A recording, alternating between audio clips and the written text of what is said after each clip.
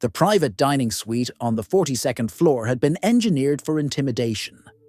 Frosted glass, black walnut panels, a table long enough to make anyone feel small. And at its far end, beneath a pendant of cold white light, Sheikh Khalid al-Rashid held a pen worth more than most apartments in the city. $280 million were about to shift hands. Everything had been staged to protect his sense of supremacy. The posture of his advisors, the silence of the legal interpreters, the temperature set a touch too cold, so guests shivered while he stayed composed. But the most invisible person in the room was the one no one had considered. The woman adjusting water glasses and realigning linen napkins with a precision the guests mistook for servility. Her name was Mira Saleh, 28, former linguistics prodigy. Now a waitress with a fading work visa and a quiet fear of being noticed. She moved silently between chairs, her face neutral, her eyes lowered. Except when the two foreign antiquities consultants whispered to each other in a clipped Levantine rhythm. They assumed she couldn't possibly understand. She understood every syllable. She'd frozen for half a heartbeat as one murmured about the claws he won't see. And the other responded with a dry laugh, describing the moment the old man signs his own cage. Their dialect peeled back their intentions. Not experts, not brokers, predators rehearsing a trap. Mira steadied her breath, placed the final glass, and stepped back just as Sheikh Khalid dismissed her with a small, impatient wave, punctuated by a muttered insult in a curt Gulf tone. She answered him in flawless, poised, classical Arabic. The entire room went still. Even the consultant stopped breathing. Her line was simple, respectful, and devastating. A warning disguised as etiquette. And as she walked toward the door, spine straight despite the tremble in her stomach, every man at the table followed her with stunned eyes. He stared at her, walking away, unable to understand how he had missed someone like her. The door had barely clicked shut behind her before the room erupted in a low, electric confusion.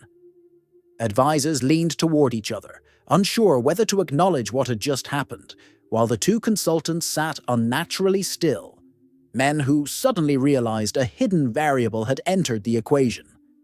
Sheikh Khalid's jaw tightened, not in anger, in calculation.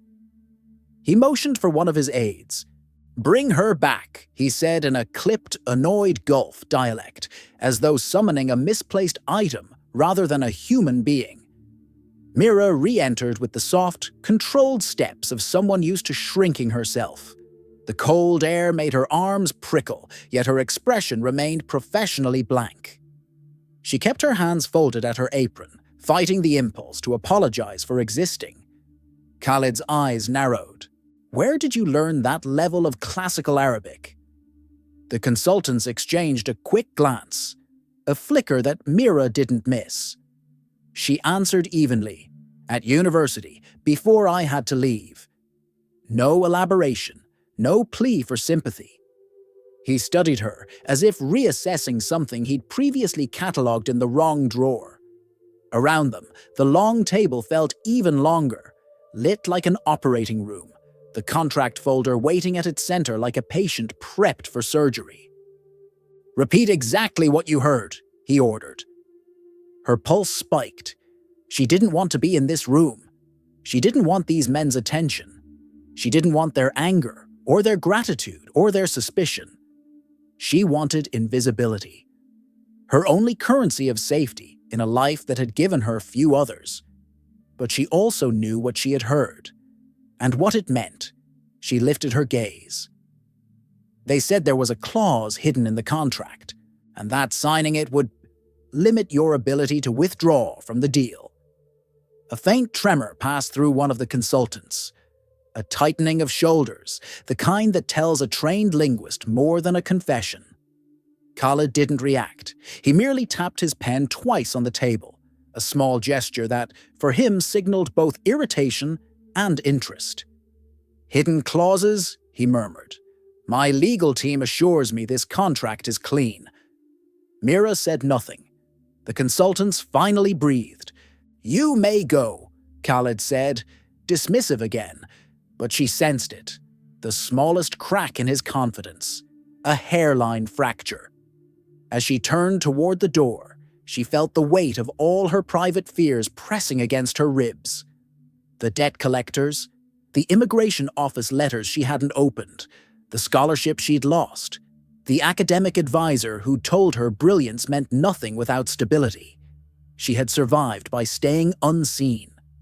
But now the room had seen her, and once power notices you, it never forgets. Sometimes a single sentence pulls someone from the shadows they've lived in too long. Mira didn't return to the staff corridor immediately. She stood in the narrow service alcove just outside the suite, a dim pocket of shadow where the hum of the refrigeration unit masked her breathing. Her hands trembled, and she pressed them flat against the metal counter to steady herself. She had broken her own rule. Never show what you know. Knowledge had cost her everything before. The scholarship in Paris she couldn't take because she couldn't prove financial solvency. The research fellowship she abandoned when her mother's medical debts swallowed her savings. She had crossed oceans and borders only to end up here. A woman who once analyzed ancient dialects, now earning tips from men who didn't look at her long enough to realize she spoke their languages better than they did. A manager barked her name from down the hall, demanding an explanation for her sudden detour into the private suite. She offered a rushed apology, saying the sheikh requested clarification, omitting every detail that might get her fired. The staff barely noticed. The night was busy, the hierarchy rigid, and a waitress was interchangeable. But she felt the shift, a tectonic subtlety, like the moment before a chandelier falls. Inside the suite, muted voices rose and fell. The consultants were presenting now. She could tell by the rhythm, one speaking with forced authority, the other turning pages with theatrical slowness. She imagined them leaning over diagrams, provenance documents, ink-aging reports, all rehearsed and polished. Men like this didn't improvise. Their frauds were engineered with the same precision as museum alarms. Her instincts prickled. They would try to recover control quickly. Men confident in deception always did. She tried to disappear into her routines, aligning polished cutlery, replacing a tray of sparkling water, resetting the espresso station. But the tension of the room she just left clung to her skin like static. When the service call button lit red, her stomach dropped. They wanted her back. Stepping inside again, she felt every eye turn toward her. The consultants smiled now, too warmly, too deliberately, as if they had decided she was harmless. One gestured toward her with charming condescension. "Perhaps the young lady misheard," he told the sheikh in a soft Levantine cadence. "Dialect variation, you know. These things happen." Mira kept her face calm, but humiliation burned under her ribs, familiar, corrosive, almost comforting in its predictability. Khaled didn't look at her this time. He simply waved her to the edge of the room, as if storing her there like spare furniture. "You will remain," he said, "in case translation is needed." A chair was brought for her, low, deliberately placed at the wall, beneath a vent that blew too cold. Not part of the negotiation, not part of the staff anymore. Suspended somewhere in between. The trap hadn't sprung yet, but she sensed it tightening. Power often pretends not to need you until the moment it does. The presentation resumed with a choreographed elegance that made Mira's skin crawl. Lights dimmed. A projector hummed. The two consultants clicked through slides showing aged vellum, fragmented seals, and magnified ink fibers, each image curated to imply antiquity, legitimacy, inevitability. She sat motionless in her low chair by the wall, the cold vent stinging her shoulders. From this angle she saw everything the others missed, The micro-exchanges, the nervous throat clears, the fleeting glances between the two men whenever the sheikh leaned in too far toward a detail they couldn't fully defend. Khalid's legal team murmured their approval as the valuation climbed.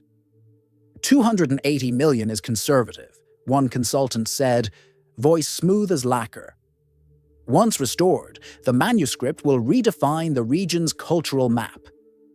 A layer of theatrical sincerity wrapped every syllable. Mira watched the second consultant with trained eyes. His gestures were too clean, his explanations too memorized. And when he spoke about the original binding thread, his finger traced the wrong part of the slide. A mistake a true specialist would never make. But she stayed silent. She wasn't part of this world, not officially.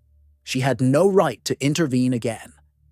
And the memory of the manager's irritated glare still throbbed at her temples. Khalid leaned back, arms crossed, skeptical but intrigued. He was a man who enjoyed doubting others, but never himself. Power was his native language, risk his favorite game. The consultants knew that. They were playing toward his appetite, not his caution. The contract folder lay before him, its silver corners gleaming under the surgical light. He tapped it once. "Show me the clause on withdrawal," he said. The room paused. The lead consultant smiled, though it didn't reach his eyes. "Of course, Your Excellency, it is standard." He flipped to a page and slid it forward with excessive confidence. From her chair, Mira could see the typography, a single paragraph in denser print, a shift so subtle it would go unnoticed by anyone who didn't analyze ancient scripts for years. Not a mistake, a strategy. She felt heat rise along her spine. Khalid scanned the page briefly. "Looks ordinary," he said, dismissing it. The consultant exhaled too quickly. A tell. Her breathing shallowed. The trap was here, somewhere on that page. But she didn't yet know its architecture. Not enough to speak, not enough to interrupt a billionaire twice in one night. She curled her fingers into her palm until the tremor stopped. The presentation continued. The consultants introduced a forged chain of custody, disguised brilliantly beneath layers of jargon. They cited a non-existent monastery. They referenced a restoration lab in Geneva that Mira knew had closed years ago. Still, she didn't speak. Her invisibility, once a shield, now felt like a weight strapped to her ribs. But one truth had already begun to crystallize inside her. The men at the table were confident only because they believed she couldn't see them. Every lie survives on the assumption that someone isn't watching. The room had settled into a sedated confidence. The kind that appears only when money, arrogance, and polished deception share the same table. Mira felt it thickening around her like fog.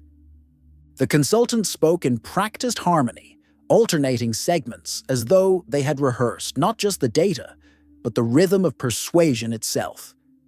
A tray of miniature saffron pastries was placed near her, forgotten by everyone except her stomach, which quietly tightened in hunger. She hadn't eaten since sunrise, but she didn't reach for one. The smallest movement felt dangerous. As if shifting her weight might draw attention she was not prepared to handle, she focused instead on their language. Their dialect was Levantine, yes, but their cadence was something else. Urban, educated, performative. Men who traveled frequently. Men who changed accents the way others changed jackets. Their pitch dropped whenever the sheikh seemed satisfied, but rose into soft urgency whenever he paused too long at a detail. Confidence expanding, tightening, adjusting. She watched their hands too. Linguistics had taught her that hands betray intention. One consultant kept his fingers perfectly still when he lied. A mistake rookie interrogators often misread as calmness. The other kept touching the contract folder with a proprietary instinct, as if ownership of the paper meant ownership of the truth. But Mira's attention drifted to something more unsettling. The sheikh's legal team was now nodding along, not because they understood the manuscript's provenance, but because they believed the consultant's confidence, the smooth cadence, the flawless suits, the curated technical terms. Power often mistakes confidence for accuracy.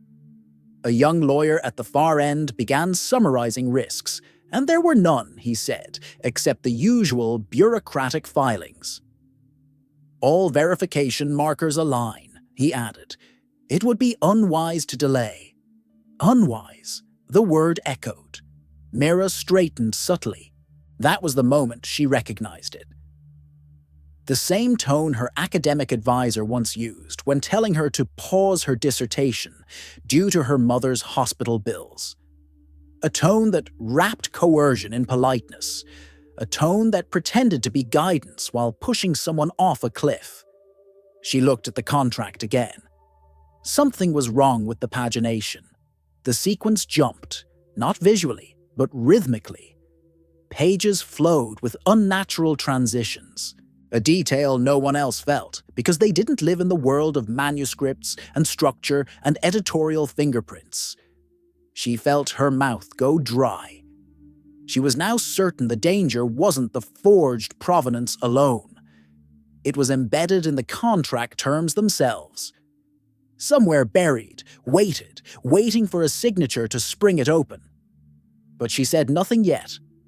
Her courage, though rising, was still shaped by fear. And fear teaches a precise lesson. The cost of speaking can be as high as the cost of silence. The air in the suite shifted again, barely perceptible, like the moment before a storm touches the glass. The consultants advanced to their final section, valuation justification. Numbers multiplied across the screen. Charts rose in elegant curves. The sheikh's advisors leaned forward, seduced by the promise of historical ownership and geopolitical prestige. Mira watched the performance from her cold seat against the wall, pulse steadying as her analytical mind fully awakened. This was the part of her brain she had buried for years, the part that once translated medieval colophons for fun, the part that saw patterns in margins and lies in syntax.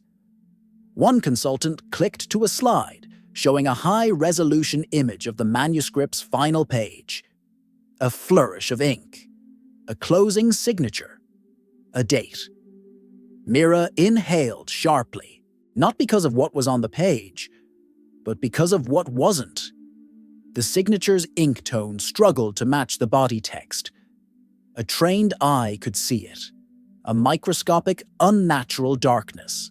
The saturation of modern carbon-based pigment pretending to be centuries old. It was convincing, yes, but only at distance, only on screens, only to people who wanted to believe. Her throat tightened. If she exposed this, she would be fired before the night ended.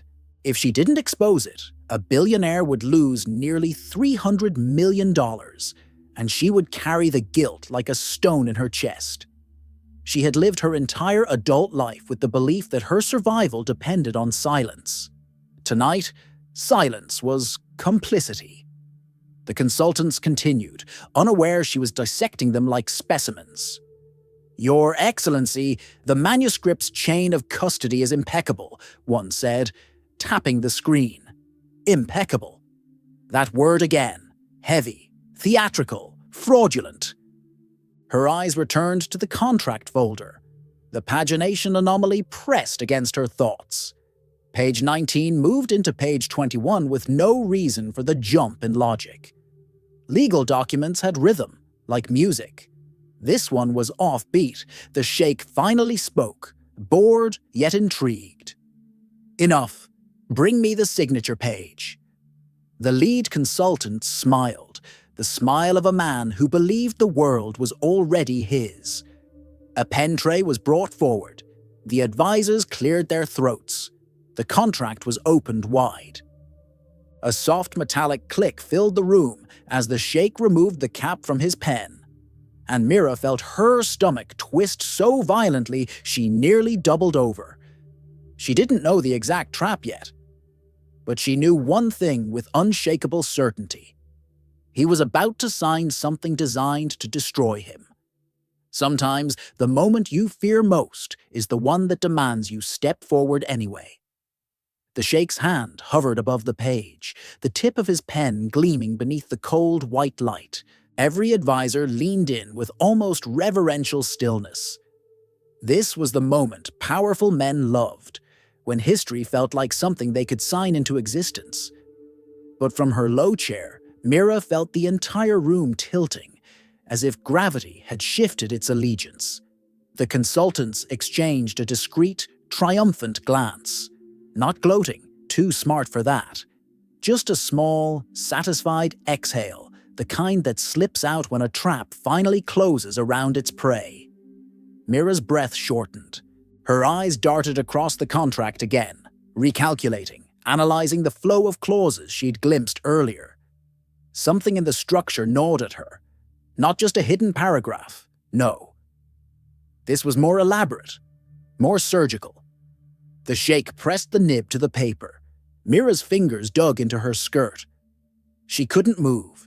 She couldn't speak. Her mind split into two competing imperatives. Stay silent and survive. Speak and risk everything. A tiny bead of ink touched the signature line. Not yet a stroke, just a tremor of commitment. Her heart hammered. She replayed the sequence, page 19 to page 21. A repeated indemnity phrase disguised as formatting. A cross-reference she'd seen only once before. In a case study she translated years ago for a professor who said legal traps often hid behind legitimacy, never chaos. Her professor's voice rang in her memory. If a contract feels too clean, look for the dirt under the varnish. The consultants were speaking again, trying to keep the sheikh's momentum forward. Yes, Your Excellency, just here.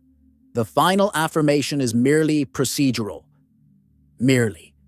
Always a dangerous word. The advisors nodded without reading. They were already celebrating the acquisition in their minds. Mira rose, only a centimeter. Her knees trembled. She sat back down. The sheikh inhaled, preparing to begin the first stroke of his name.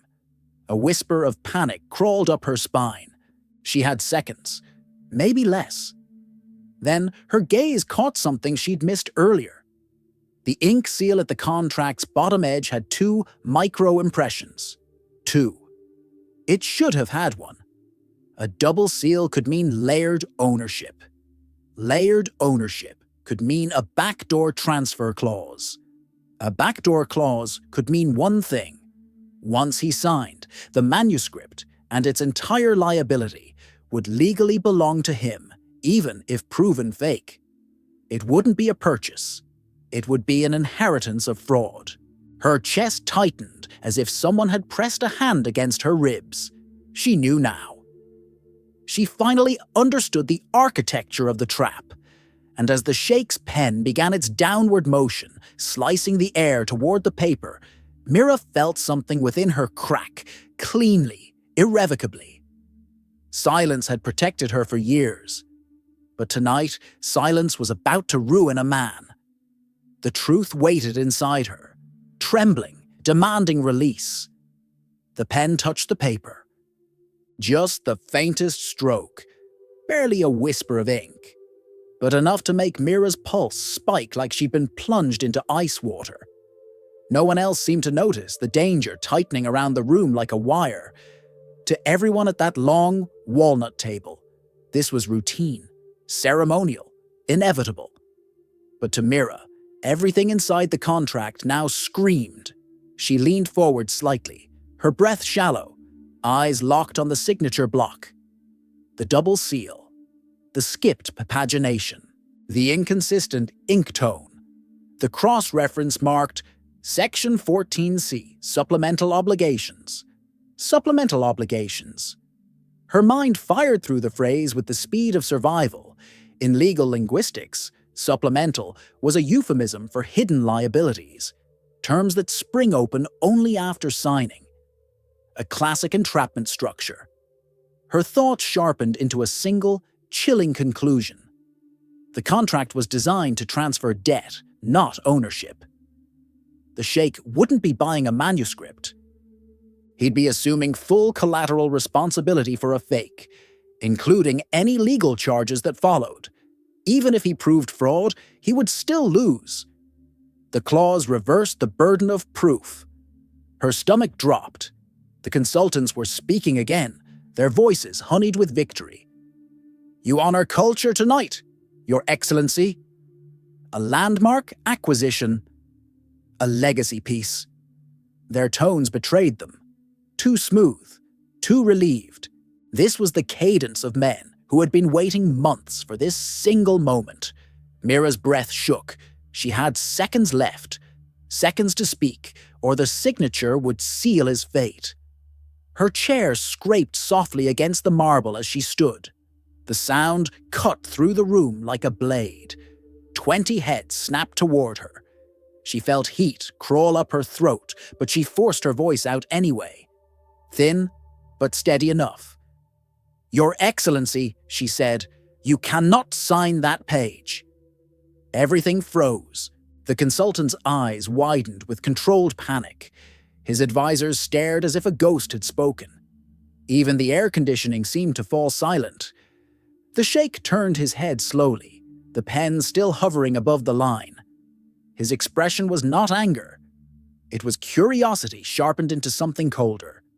"You interrupt me," he said in a clipped Gulf tone, for the second time. Her mouth was dry. Her heart thudded against her ribs so violently she thought the sound might fill the room, but she didn't look away. "There is a structural inconsistency in the contract," she said softly. "If you sign it, the liability becomes yours. Even if the manuscript is proven fraudulent." The consultant stood. Too quickly. Khalid's eyes narrowed. The silence in the suite thickened into something almost physical. A pressure against her lungs, her throat, her courage. She had crossed the point of no return. Sometimes the only way to survive is to step directly into the fire. For a moment, the room held its breath, not out of respect, but shock. Mira stood alone, a single figure at the edge of a table worth more than her entire life. Her hands were trembling, but her spine stayed straight, like a thin beam of resolve forced upright by fear. Sheikh Khalid lowered the pen. Not fully. Just enough to signal that her interruption had landed somewhere between insult and intrigue. His gaze swept the room, his advisors, the consultants, finally returning to her. "Explain," he said. The word cracked sharply through the air. Mira swallowed. Her throat felt raw, but the urgency in her chest pushed the words forward. "I believe," she said carefully, "that the contract conceals a transfer of liability, not ownership." The lead consultant barked out a laugh. Too loud, too desperate. "Your Excellency, with respect, this woman is staff. She is confused. This is legal language far beyond." Khalid raised one hand. The man fell silent instantly. "Show me," the sheikh said, gesturing for Mira to approach. Her breath hitched. Approach? The table felt like a cliff's edge. Every instinct in her told her to back away, hide, apologize, disappear. But she moved. One step, then another. Her fingers brushed the polished surface. The cold wood grounded her. She positioned herself beside the contract, aware of the consultants staring daggers into her, aware of the advisors shifting uncomfortably, aware that one wrong sentence could end her job, and possibly her safety. She pointed to the lower margin. "The seal has 2 micro-impressions," she said. "That means the document has a layered authority, one visible, one concealed." The younger consultant scoffed. "Nonsense! Decorative—" "It is not decorative," Mira continued, her voice thinning but steady. A double seal is used only when a secondary clause has been embedded to activate after signature. A murmur rippled through the legal team. She tapped lightly on the dense block of text. Here, the formatting shifts. The text compression is higher. Hidden terms often sit in sections like this. They are meant to be overlooked. One advisor frowned, but the clause references section 14C, which is identical to the summary sheet. Yes, she said. Identical in wording, not in consequence. The room stiffened. She inhaled. This was the leap. The moment her entire life balanced on a sentence. It reverses burden of proof, she said softly. If the manuscript is challenged, you must prove authenticity, not them. And because their provenance is fabricated, you would lose, automatically. The sheikh's eyes darkened, calculating, assessing, processing. The consultants exchanged a glance Mira recognized instantly. Panic dressed as irritation. "Your Excellency," one said, stepping forward, "you cannot take the word of—" Khalid's voice cut through him like steel. "Sit down." The man froze, then obeyed. The sheikh leaned back in his chair, studying Mira as though seeing her for the first time. Not as staff, not as a nuisance, but as a variable he had not accounted for. "You," he said slowly, "are certain of this?" She forced her voice not to waver. "Yes." Silence crashed over the room. And in that silence, every man present understood that the balance of power had shifted, slightly, dangerously, toward the smallest, least expected person in the suite. It is a strange feeling when truth chooses someone who never believed they were allowed to speak it. The sheikh slid the contract toward himself with a slow, deliberate motion, the paper whispering across the walnut surface. Every advisor leaned in, not toward him, but toward her, as if trying to decode how a waitress had suddenly become the gravitational center of a multi-million-dollar deal. "Continue," he said. Mira stepped closer, aware of every breath behind her, every resentful stare from the consultants, every tremor in her own hands.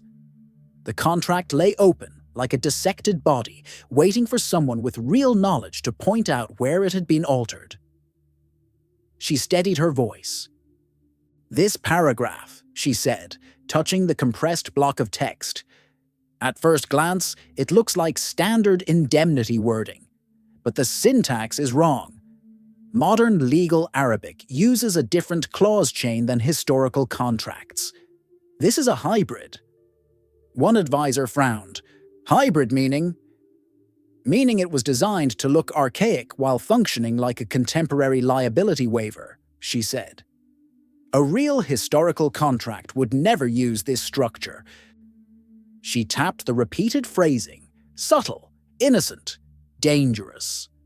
"These two sentences mirror each other almost perfectly," she explained, "but one inversion flips the legal responsibility. It's a linguistic booby trap." The sheikh's jaw tensed, and this section, supplemental obligations, is mislabeled on purpose. It's not supplemental, it's the entire backbone of the fraud. Mira pointed to the bottom edge. The double seal binds this section to the signature page.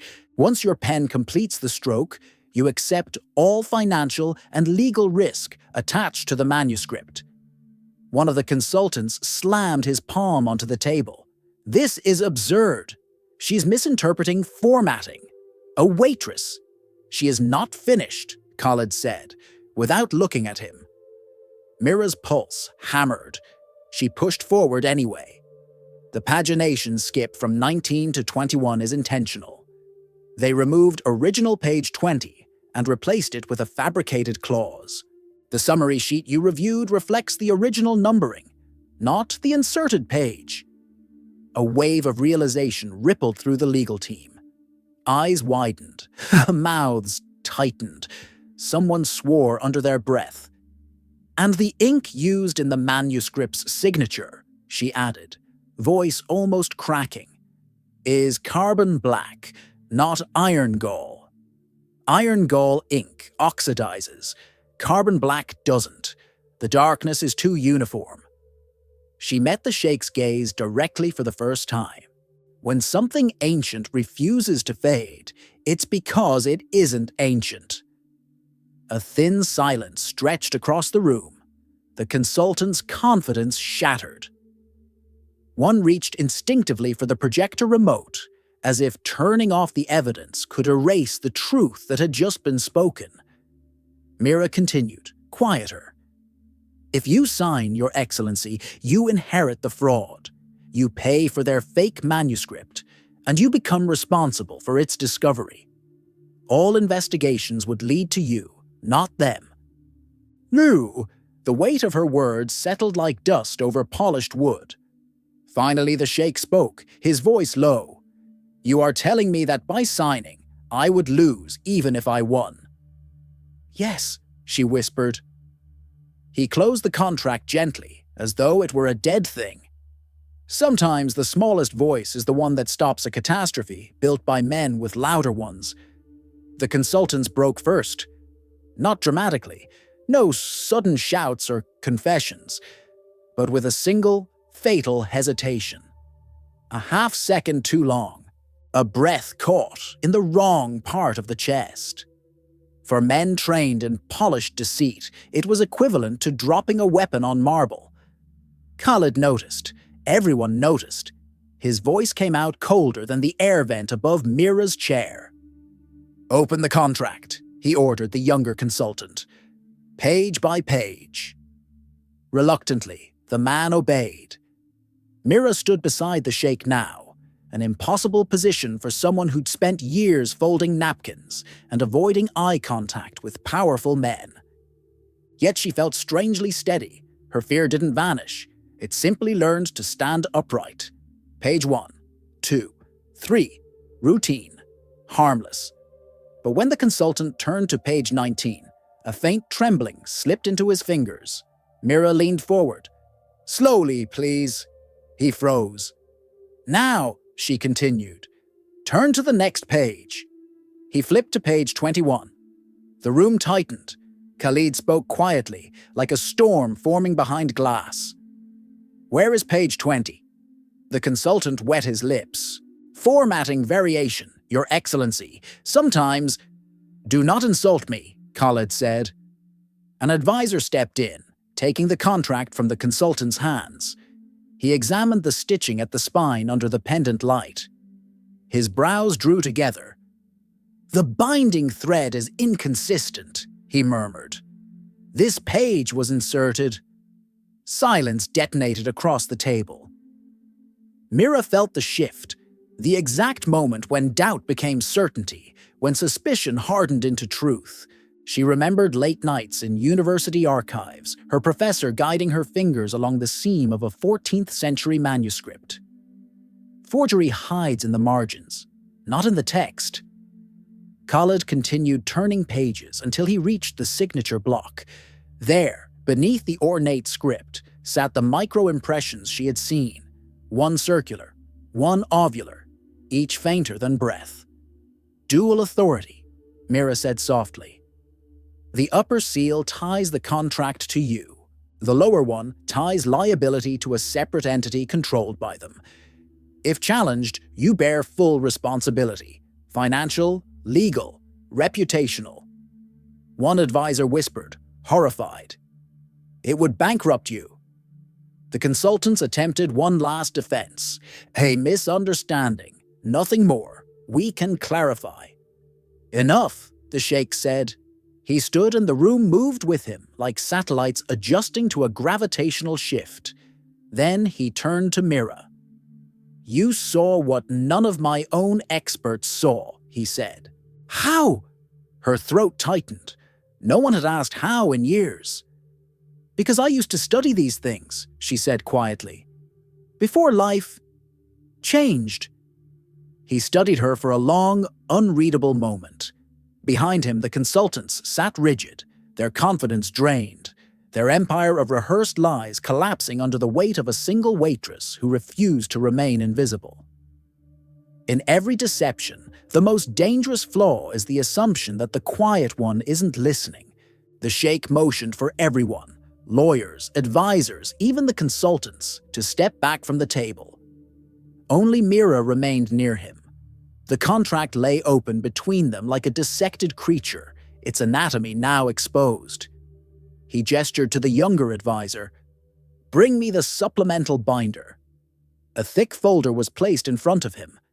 Mira recognized the type instantly, supporting documents meant to overwhelm rather than inform. Pages of irrelevant data designed to drown any trace of deceit. The consultants stood rigid, sweat forming at the edges of their hairlines.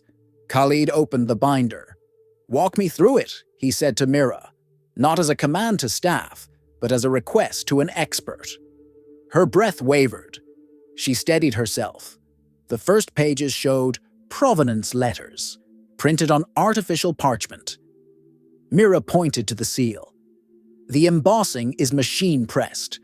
Historical seals show pressure inconsistencies from manual stamping. He turned the page.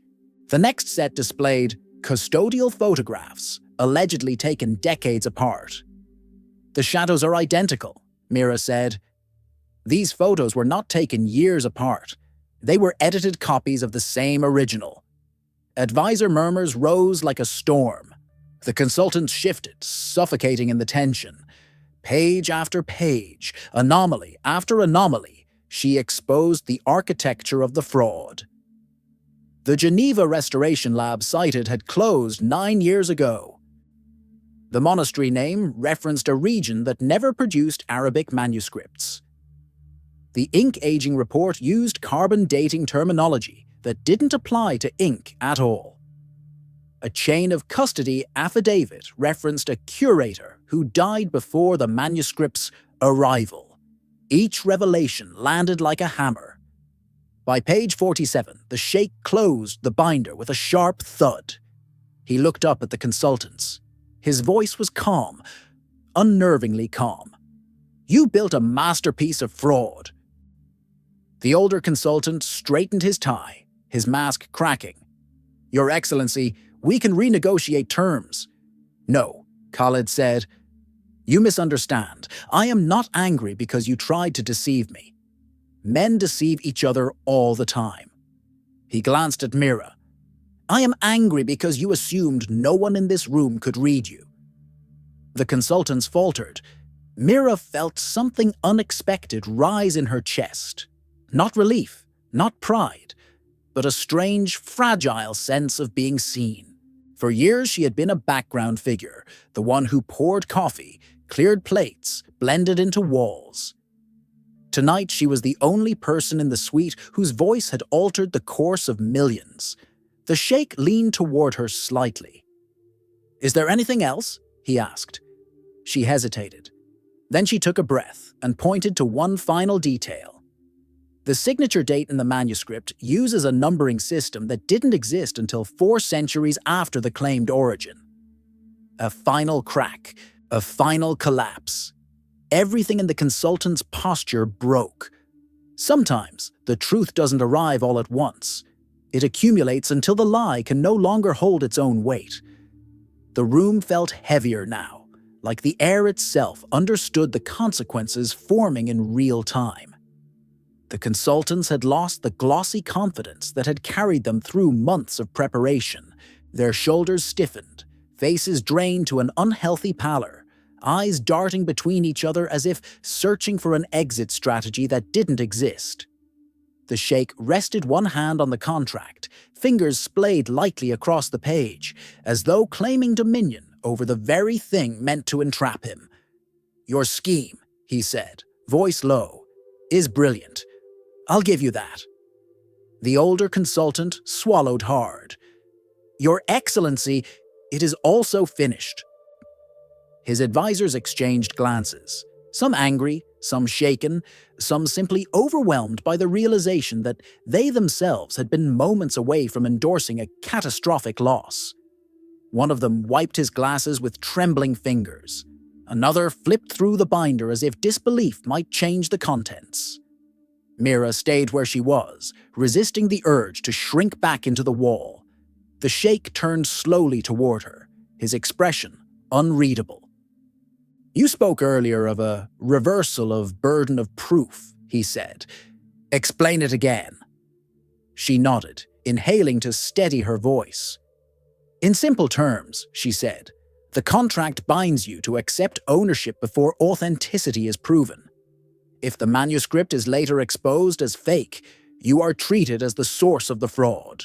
Legally, the blame shifts to you." An advisor's face blanched. "That means criminal exposure," he whispered. "Exactly," she said quietly. "The double seal structure ensures no matter what happens, liability points back to you, not to them." A long, thin silence followed. The sheikh leaned back in his chair. He looked, not angry, not relieved, but contemplative, as if weighing the last few pieces of a puzzle that had finally revealed its true picture. Then something sharp entered his tone. "Tell me," he said to the consultants, "which part of this trap did you think would go unnoticed?" The older consultant stammered, "Your Excellency, negotiations of this scale, errors can appear." "These are not errors," Khalid interrupted. "These are footprints. You left them everywhere." His gaze flicked to the forged photographs, the artificial parchment, the inserted page, the manipulated clause. "You were meticulous," he said, "but not meticulous enough." He picked up the contract between two fingers, as delicately as one would hold a dangerous insect. "When you forged the page sequence, you underestimated pattern. When you fabricated custody records, you underestimated linguistics. And when you forged the manuscript," he paused, "you underestimated her." Mira's chest tightened. She didn't know where to look. No one had spoken of her with that kind of clarity in years. The sheikh continued, addressing her directly now. "Tell me the truth," he said. "Why did you warn me? You owed me nothing." Her mouth felt dry, but she forced the words forward. "Because it was wrong," she said softly, "and because silence has cost me too much already." The room absorbed her confession. Powerful men rarely hear sincerity without agenda. It stunned them into listening. Khalid nodded slowly. "I see." The consultants shifted, their world shrinking by the second. In that moment, everyone sensed it. The collapse had begun. The consultants were unraveling. Their polished composure had curdled into desperation, subtle at first, then openly visible, like cracks spreading across glass. The older one attempted a final pivot, his voice shaking with the remnants of authority. "Your Excellency, this is all a misunderstanding. We can restructure the deal, provide additional guarantees, independent verification." "Independent," Khalid repeated, his tone flat. "You engineered fake labs, fake curators, fake letters. What exactly would you verify?" The man swallowed, his throat bobbing. Mira watched him with a strange detachment. She had studied the psychology of fraud in her academic years, the way con artists relied on momentum, confidence, the illusion of inevitability. Interrupt the rhythm, expose a single seam, and the entire performance collapsed. Tonight proved it. Khalid tapped the contract once, lightly. "Your structure depended on my signature," he said. "Without it, you have nothing." The younger consultant stepped forward. "Your Excellency, we can negotiate." Mira saw it before anyone else. The micro-expression of panic, the shift of his eyes toward the door, the calculation of escape versus confrontation. She spoke, not loudly, but firmly. They expected the signature to trigger the liability shift. After that, they would have vanished. The man froze. It was the wrong moment to underestimate her again. Khalid stared at him. "So she knows your strategy better than you do." An advisor cleared his throat. Your Excellency, the forged documents appear tied to offshore entities. If you had signed, reclaiming your funds would have been impossible. Not impossible, Mira said without thinking. Precluded by the clause's phrasing. The advisor blinked at her, surprised. She felt heat rise in her cheeks, fear disguised as clarity. Khalid nodded. Exactly. Precluded. This was not theft, it was entrapment. The consultants shifted again, their confidence evaporated. One tried to regain ground. Your Excellency, think carefully. This waitress, she overheard, misunderstood. Enough, Khalid said, voice low and final. He rose from his chair. The room seemed to rise with him. You presumed I would never question experts. You presumed I would dismiss a staff member. You presumed your deception too sophisticated for me. He leaned forward slightly. You presumed incorrectly. Silence spread like ink in water. Mira felt her pulse slow for the first time in an hour. Not calm, but clarity. The clarity that arrives after stepping through fire and realizing you are, somehow, still standing. Khalid looked at her again, softer now. Show me the final flaw, he said. The one that proves intent. She hesitated, but she knew the answer. The date on the chain of custody affidavit, she said. It uses a calendar notation that didn't exist at the time. They copied it from a modern template. Khalid exhaled slowly. There it was. The fatal error. The unmistakable fingerprint of deliberate fraud. The consultants sagged in their chairs. Every man in the room understood. The trap was now fully exposed, irreversibly. Sometimes all it takes is one uninvited voice to break the illusion that liars depend on. The suite felt colder now, as if the temperature had dropped with the consultant's last defense. No one spoke. No one moved. The forged affidavit lay open on the table like a confession written in ink. Khalid remained standing, his hands clasped behind his back, posture controlled but charged with restrained fury. His advisors hovered at a respectful distance, silent, chastened, each privately replaying how close they had come to endorsing ruin. Mira stood a few steps away, pulse steady but legs trembling just enough that she kept her weight anchored against the table edge. She was no longer invisible, and the sudden visibility pressed against her like a spotlight she never asked for. The older consultant broke first. He pressed his palms flat on the table, sweat pooling at his hairline. Your Excellency, we can compensate you, restore the funds, restructure whatever you wish. Khalid tilted his head, eyes narrowing with near-clinical precision. Compensate me with what? The assets attached to your offshore foundations or the museum trust you fabricated? The man flinched. You misunderstand. No, Khalid said, voice low, steady, dangerous. I understand perfectly. He stepped closer, his shadow falling over the forged contract. You counted on speed, on ceremony, on ego. He glanced briefly at Mira. And you counted on silence. The younger consultant tried again, his tone frantic. Your Excellency, this girl, she is manipulating the narrative. She is not even qualified. Mira felt the words hit her, familiar and sharp. This girl, a phrase she'd heard her whole life. In classrooms, in offices, in every place where her knowledge threatened someone else's certainty. But before she could respond, Khalid spoke for her. She is more qualified than you, he said quietly. And she has no reason to deceive me, unlike you. The younger consultant's mouth opened, then closed, a man drowning in his own collapsing authority. Khalid turned his attention back to the table. He placed one fingertip on the signature line, the line he had almost touched with finality, and then slowly slid the contract away from himself, as though distancing his body from poison. Advisor, he said without turning, list every entity they used.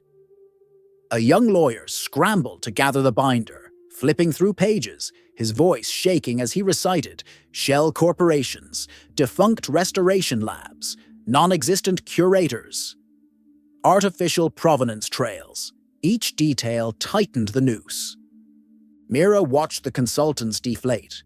Men who had entered the room with polished superiority now sat like statues carved from failure. Khalid turned to her again. "You identified every anomaly," he said. "Not my legal team. Not my historians. You." Her breath caught. She didn't trust herself to speak. "What do you see that others don't?" he asked. She finally answered, voice barely above a whisper.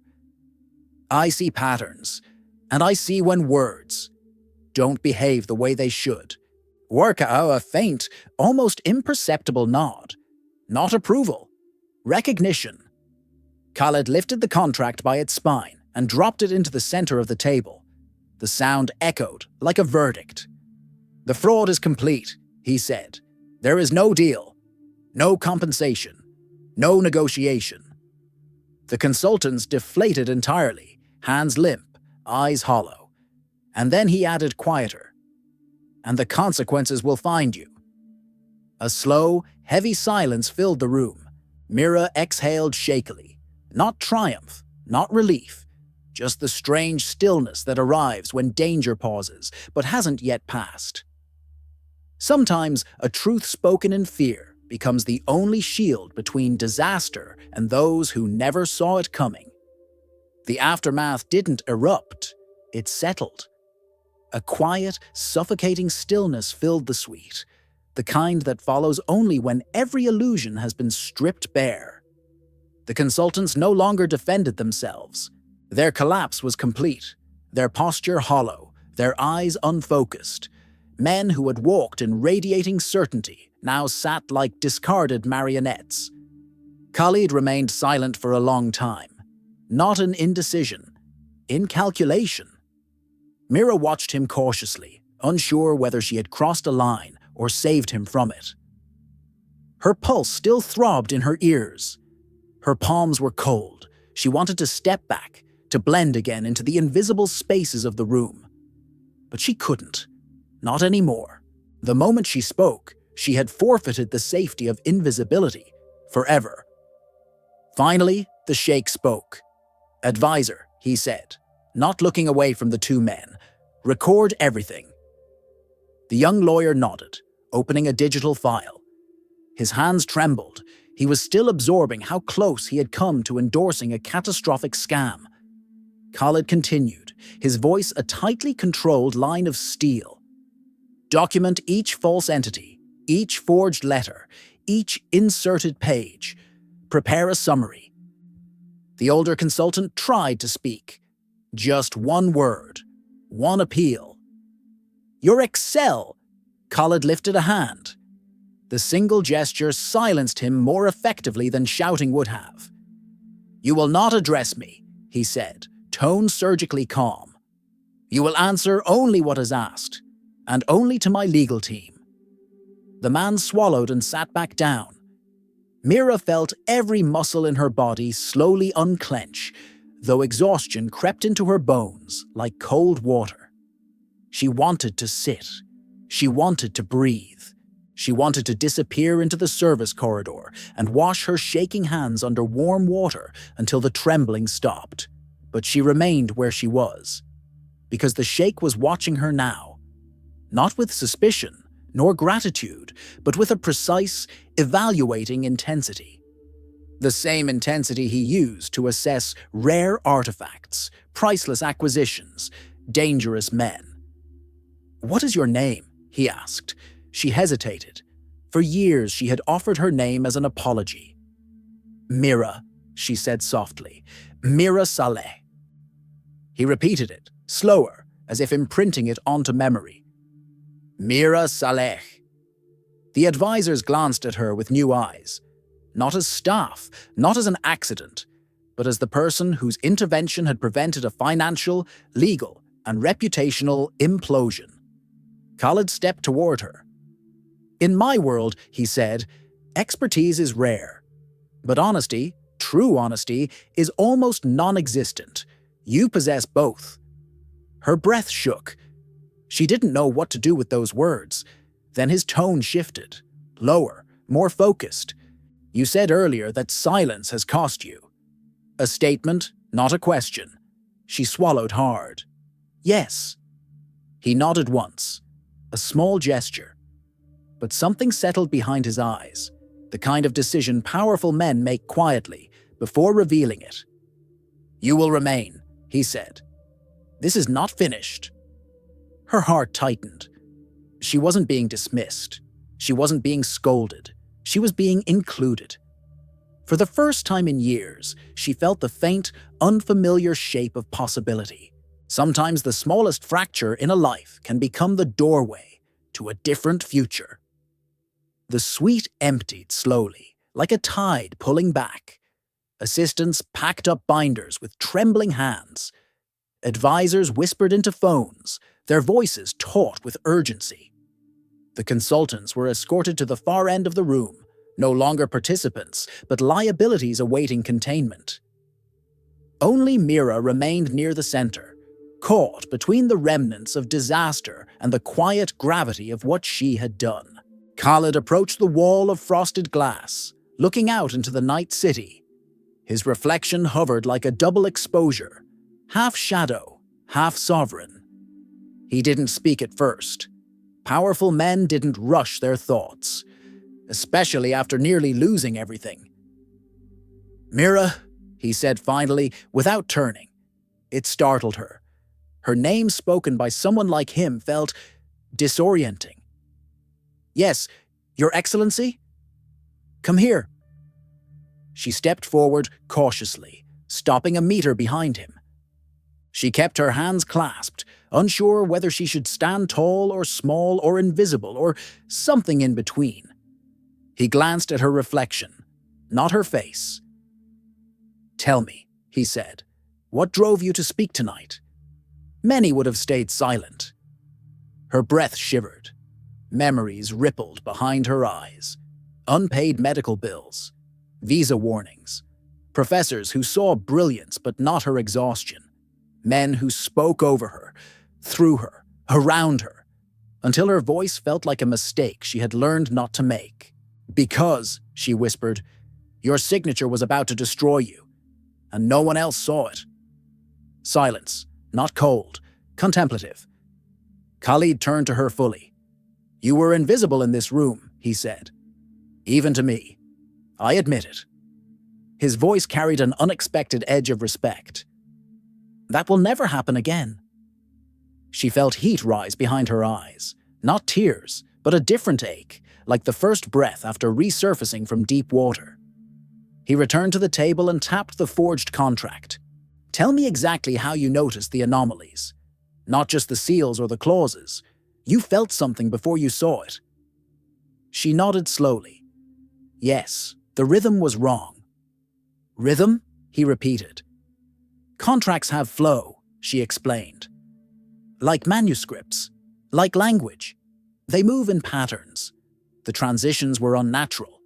The logic didn't breathe, and the consultant spoke as though trying to outrun the details. He stared at her, thoughtful. You saw the lie before you identified it. Yes, she said. I've had to see lies early. My life depended on it. A long silence stretched between them. Not tension. Recognition. Finally, Khalid closed the binder of forged documents and turned toward his advisors. Prepare a report for the authorities, he said. But not tonight. Tonight, we finish understanding the extent of their deception. Then he faced Mira. You will assist. Her breath caught. Assist? You have already outperformed my entire expert team, he said simply.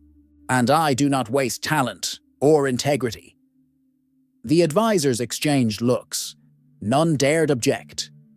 Mira felt the room tilt, subtly, irrevocably. The axis of her life had shifted inside a single hour. She wasn't just being seen. She was being invited into a world she thought forever inaccessible. And as the door closed behind the last advisor, leaving only Mira and the sheikh in the vast, cold-lit suite, she understood something quietly earth-shaking. Sometimes a life doesn't change by force. It changes the moment someone powerful finally listens. The suite was nearly empty now, the night city humming beyond the glass. For the first time since the ordeal began, Mira allowed herself a slow breath. Not victory, not relief, just the release that comes after choosing the truth over fear. Khalid gathered the forged pages, sliding them into a folder with a deliberate calm. "You saved me from a disaster worth more than empires," he said. "But more than that, you revealed the kind of mind I cannot afford to overlook." Mira lowered her eyes, unsure how to hold words like that. "I only did what anyone should have done." He shook his head. "No. Most people see danger and look away. You saw it and walked toward it." A quiet beat passed. Then he added, "When this is over, I want you to join my forensic acquisition circle. A permanent position, full salary, sponsorship, protection." Her breath broke, not audibly, but enough that she felt it. She had lived so long in the margins that being offered a place at the center felt unreal, almost dangerous. "Think on it," he said gently. "But understand this, your life doesn't have to remain small." She nodded, unable to speak. When she stepped out of the private suite into the staff corridor, the world felt different, warmer, wider, as if the night itself had expanded to make room for her. A year from now, she would remember this moment, the cold marble under her shoes, the hush after the revelation, the sudden weight of possibility. A year from now, she would walk into her new office at the Institute with steady hands and her own name on the door. But tonight, she simply walked home, heart trembling, choosing for once, not fear, but future. Sometimes, a single act of courage becomes the first chapter of a life rewritten.